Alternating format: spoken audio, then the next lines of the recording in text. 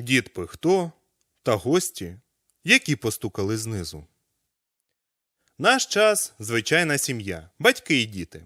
Двоє підлітків, хлопець Максим, років 15, та його сестра, років 13, Юлька. Охочі до комп'ютерних ігор. Брат любить стрілянину, а сестра постійно грає в симуляцію, літає на різних літаках. Настала зима, і усі вони поїхали в Карпати на курорт Драгобрат, аби покататися на лижах. Одного сонячного дня сім'я сіла на сніговий трак, і він з іншими туристами їх відвіз на вершину гори Близниця. Сонячна погода різко змінилася на туман і погану видимість. І спускаючись, туристи ледве розуміли, куди вони їдуть. Максим і Юля незрозуміло, де повернули на сноубордах не туди. Поїхали по небезпечному схилу і зірвали за собою лавину, яка їх засипала.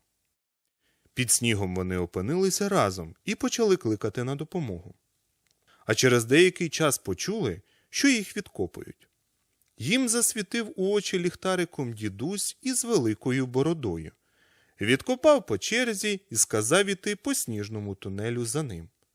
Виявилося, що врятував підлітків столітній чоловік у військовій формі, який з часів війни живе у військовому бункері в горі Близниця. Провівши Максима та Юлю катакомбами, він завів їх у велику кімнату, де й жив, і дав ковдри, щоб відігрітися, запитав дітей, чи не хочуть їсти. Всюди розливалося тьмяне електричне світло, і бетонні сірі стіни віддавали холодом. Молодим солдатом чоловіка покликали на військову службу. Волею долі він потрапив під кінець війни служити в бункер, який побудували й покинули, коли армія відступала. Провізії в консервах, солярки, зброї залишилося дуже багато. А гірська цілюща вода дозволила йому дожити до 100 років. Називав себе дід Пихто. В сенсі «Хто-хто? Дід Пихто!»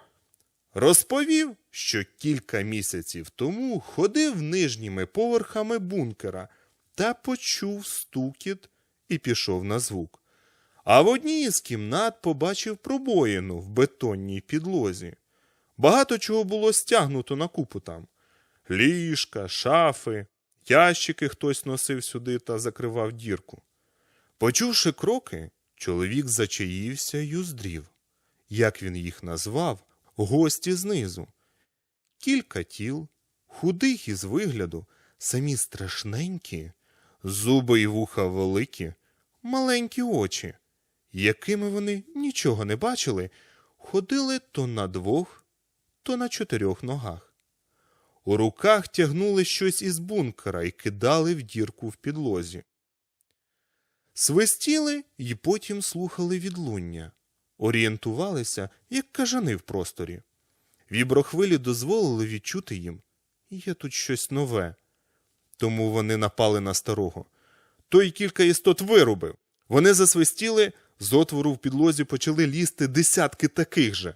Дід Пихто добіг до складу, взяв вогнемет і почав із нього поливати гостей знизу. Погнав до дірки і смажив вогнем. Через полум'я він побачив внизу в печері сотні тіл. Скінчився газ. Настала темрява. Дід Пихто побіг на поверх вище і зацуркував залізні двері. А гості знизу нагадували про себе постійно. Стукали у двері. І колись то вони їх зламають. І вони їх зламали й пробралися вже на кілька поверхів уверх по бункеру. І скоро прийдуть і сюди. В одному з коридорів дід Пихто з дітьми зробив барикаду. І коли гості знизу підходили, вони з автоматів стріляли по них. Кілька істот перестрибнули, почали кусати і рвати діда. Максим, навчений у грі гатити по рухомих цілях, знешкодив їх, і діти потягнули діда на поверх вище.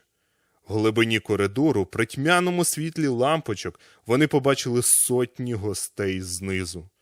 Дід сказав, що є один великий поверх, і там стоїть маленький літак, як говорили по-колишньому, кукурудзяник.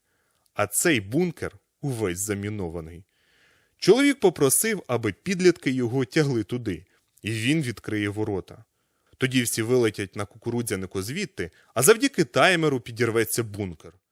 Літак був ще в маслі. Юлька завела його, запрацював пропелер. Дівчинка спробувала порухати кермом, підкрилки, все працювало. Втікачі сіли. Відкрилися ворота, літак почав розгін. І тут дід Пихто побачив, що шнур детонатора ланцюга обірваний. Він зліз із кукурудзяника і пішов лагодити кабель. Гості знизу вже трощили всі поверхи. Кілька дійшли до міні-аеродрому. Дід натискав підривник, але нічого не вибухало в глибині бункера. Літак гудів на злітній смузі. Кілька гостей знизу підбігли та накинулися на діда, і він махнув дітям, щоб ті відлітали без нього. Кількох чудовиськ чоловік убив, а решта його зжерли. І тут затремтіло все. Почалися ланцюгові вибухи. Юлька направила літак до виходу. Декілька істот зачепилися за кукурудзяник. Максим підстрелив їх із пістолета, і ті впали вниз. Літак вилетів із бункера, а за ним пролунав потужний вибух. Усе завалилося. Зійшла велика лавина і засипала до весни підніжжя гори. Ясна погода і сонце засліплювали. Кукурудзяник сів на сніг недалеко від курорту Драгобрат у Карпатах.